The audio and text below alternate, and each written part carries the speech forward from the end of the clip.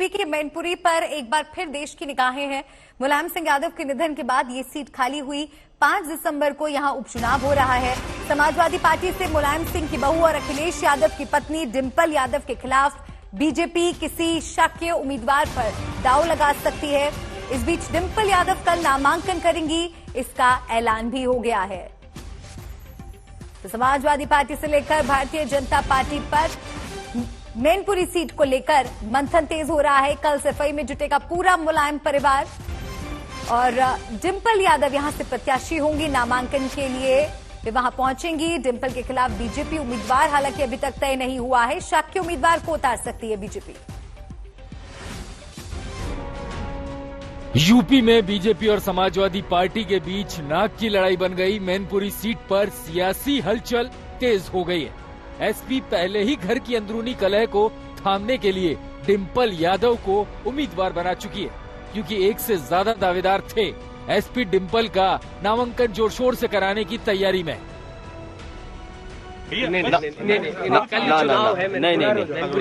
ऐसा भी नहीं बात करेंगे। मेरे नॉमिनेशन बता दीजिए, कब करेंगे नॉमिनेशन? एक बाद में पूर्व सांसद और अखिलेश के भतीजे तेज प्रताप यादव मैनपुरी पहुंच चुके हैं। तेज प्रताप एसपी की जीत का दम भी भर रहे हैं। लोगों के मन में जो आदत और सम्मान के प्रति था, जो लगाव था, यहाँ तक कि मैं समझता हूँ जो दूसरी पार्टी का वोटर है वो भी इस बात को कहता है कि मैनपुरी की पहचान अगर किसी से थी, नेताजी से थी। वो भी अपने आप को गौरवान्वित महसूस करता था जब बाहर जाके बताता था कि मैं मैनपुरी से आया हूँ। तो तमाम ऐसी चीजें हैं जिसको लेकर हम लोग आज चुनाव में जा रहे हैं। और नेताजी के न रहने से जहाँ पूरे देश प्रदेश में दुख था, मैनपुरी के लोगों को ज्यादा दुख इस चीज से हुआ। और इस चुनाव में श्रद्धांजलि के रूप में उनको हम लोग जीत समर्पित करेंगे और पार्टी का एक नेता, कार्यकर्ता और यहाँ का आम वोटर समाजवादी पार्टी के साथ में। उधर बीजेपी में उम्मीदवार के नाम पर कोर कमेटी ने मंथन किया। 3 सीटों के लिए पैनल पर मुहर भी लगा दी गई।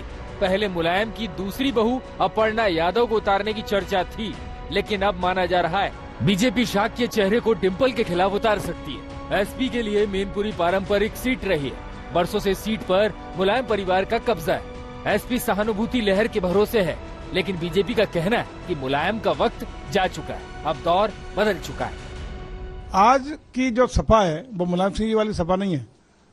मुलायम सिंह जी वाली सपा थी वो उस समय के लोग, उस समय के वरिष्ठ लोग, संस्थापक लोग, अनुभवी लोग सब किनारा कर चुके हैं या निकाल दिए गए हैं या घर बैठ गए हैं। जो लोग सपा के थे वो किसी को उतार दें, परिवार का कोई उतर जाए, परिवार का ही लड़ता रहा है, परिवार का उतरता है, वही चाहे सहानुभूति हो न हो, उतने जो उनके डेडिकेटेड वोट है वही उनसे बढ़ा है। उसके अलावा अतिरिक्त रूप से कोई सहानुभूति का लाभ मिलने वाला नहीं है। जहाँ तक इस चुनाव की बात है, डिंपल जी को टिकट दिया है, नेताजी की वो विरासत संभालेंगी और निश्चित रूप से यहाँ से वो विजयी होंगी, इसमें कोई शक की बात नहीं है। और नेताजी से ज्यादा वोटों से भी अब की बार वो विजय होंगी। एसपी जीत को लेकर भरोसेमंद है, लेकिन कोई चांस भी नहीं लेना चाहती है। अखिलेश ने रविवार को मैनपुरी सीट को लेकर अहम बैठक भी की।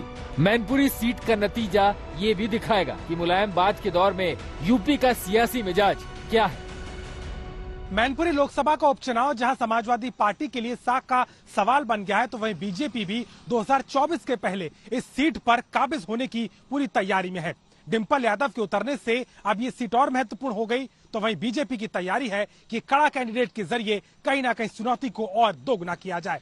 साफ है कि सत्ता की इस लड़ाई में ना सही, लेकिन संदेश देने की कवायद में मैनपुरी सीट एक बहुत बड़ी चुनौती बनती नजर आती है। मैनपुरी से कैमरामैन रोहित कांत के साथ अभिषेक मिश्रा, आज तक।